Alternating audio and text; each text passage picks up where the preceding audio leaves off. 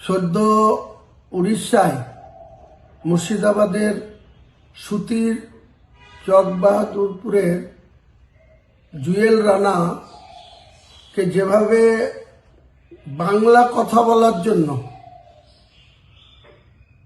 তাকে পিটিয়ে মারা হলো, এই নৃশংস ঘটনার সেইভাবে রাজ্য সরকারকে প্রতিবাদ করতে দেখছি না, আন্দোলন করতে, কথা বলতে দেখছি না।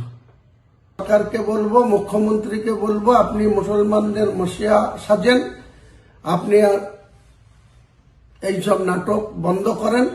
আর আপনি যে পরিযায়ী শ্রমিকদের জন্য আপনার রাজ্যসভার সাংসদ সামিরুলকে দায়িত্ব দিয়েছেন, তাকে বলুন বাংলার মুসলমানদের, বাংলার পরিযায়ী শ্রমিকদের আরো সুরক্ষিত কিভাবে থাকে, আরো সুস্থভাবে কিভাবে জীবনযাপন করতে পারে, সেটা কিন্তু আপনাকে দেখতে হবে দায়িত্ব নিয়ে, যতক্ষণ দায়িত্বে আছেন।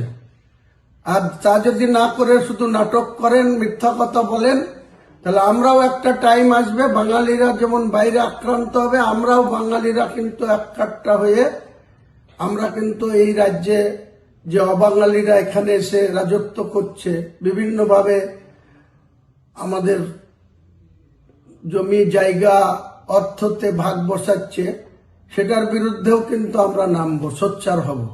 কারণ বাঙালিরা পশ্চিমবাংলার মানুষ হিসেবে যদি উড়িষ্যায় গিয়ে খুন হতে হয়, যদি মুম্বাইয়ে গিয়ে খুন হতে হয়, যদি উত্তরপ্রদেশে খুন হতে হয়, তাহলে সেই সব রাজ্যের মানুষ এখানে এসে কেন সবকিছু ব্যবসা বাণিজ্য এবং সবকিছু করে সুস্থভাবে চলবে, আর বাঙালিরা শুধুমাত্র বাংলা ভাষার জন্য তাদেরকে খুন হতে হবে, এই জিনিস মানা হবে না। তাই মুর্শিদাবাদের হুমায়ুন কবির বাবু প্রেস কনফারেন্স করে নাকি বলেছেন যে পরিযায়ী শ্রমিকদের জন্য রাজ্য সরকারকে আরো অ্যাক্টিভলি রোল প্লে করতে হবে। আমি হুমায়ুন কবির বাবুর উদ্দেশ্যে বলতে চাই যে আপনি ভারতবর্ষের এমন কোনো রাজ্য পাবেন না যেখানে পরিযায়ী শ্রমিকদের জন্য এইরকম কোনো বোর্ড তৈরি করা হয়েছে সরকারি ব্যবস্থাপনায়। এটা কিন্তু মাননীয় মুখ্যমন্ত্রী মমতা বন্দ্যোপাধ্যায়ের নির্দেশ মতো তৈরি করা হয়েছে।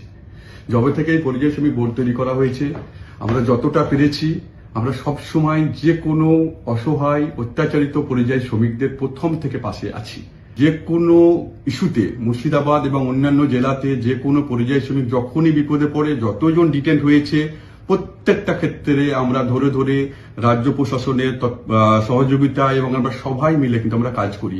এবং যতটুকু মনে আছে, হুমায়ুন কবির বাবু আমাকে কোনো হোয়াটসঅ্যাপ যদি খুঁজি এখন আমি দেখতে পাবো যে যেখানে হুমায়ুন কবির বাবু যখন আমাদের দলে ছিলেন, যখন হুমায়ুন কবির বাবু অনেক ডকুমেন্ট পাঠিয়েছিলেন যারা পরিযায়ী শ্রমিক অত্যাচারিত হয়েছিল, তখনও কিন্তু সঙ্গে সঙ্গে আমরা কিন্তু কাজ করে দিয়েছিলাম।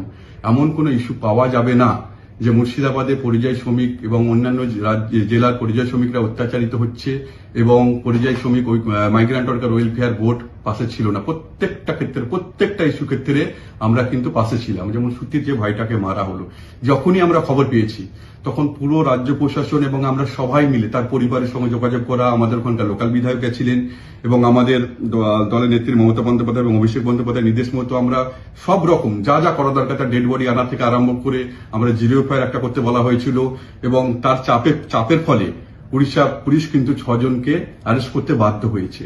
এইভাবে মিথ্যা বিভ্রান্তি ছড়াবেন না। এবং আপনি তো যা দেখছি যেভাবে আপনি মানে প্রচারে আলোতে আসার জন্য যেভাবে আপনি প্রেস কনফারেন্স করছেন এবং অনেক কিছু বলছেন, আপনি তো নিজেও বলেছিলেন যে আপনার নাকি 1 নম্বরের নেতা মানে পছন্দের নেতা হচ্ছে নরেন্দ্র মোদী। আজকে কিন্তু এই নরেন্দ্র মোদীর নেতৃত্বে বিজেপি যেখানে যেখানে বিজেপি ক্ষমতায় আছে সেখানে সেখানে দেখা যাচ্ছে যে পরিযায়ী শ্রমিক যারা বাংলা থেকে যারা বাইরে কাজ করতে যাচ্ছেন তারা কিন্তু অত্যাচারিত হচ্ছে। আপনার কিন্তু পছন্দের নেতা যে মানে যে এই বিজেপি দলের যে মানে সর্বোচ্চ নেতা, তার নেতৃত্বে কিন্তু এগুলো সবকিছু হচ্ছে। আপনি তার বিরুদ্ধে কিছু বলুন।